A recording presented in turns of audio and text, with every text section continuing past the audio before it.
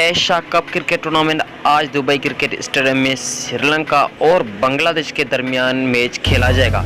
वाज़ह है कि group B की इन दो टीमों को अफगानिस्तान ने शिकस्त देकर सुपर 4 मरहले में क्वालिफाई कर लिया है।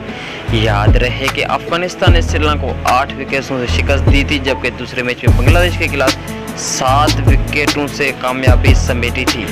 देखते हैं आज की ये खास रिपोर्ट। चैनल को सब्सक्राइब करके बेल आइकन को जरूर दबाएं।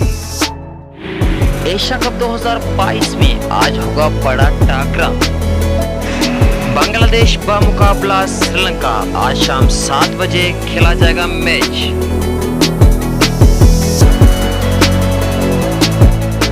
दोनों टीम्स को हुआ है एक हार का सामना अफगानिस्तान के हाथों।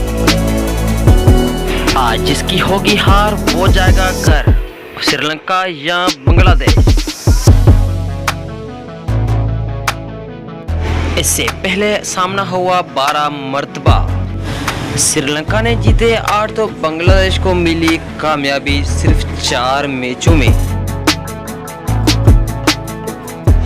आज होगा फिर जबरदस्त मुकाबला। कौन करेगा विन, आप भी कमेंट में जरूर बताएं।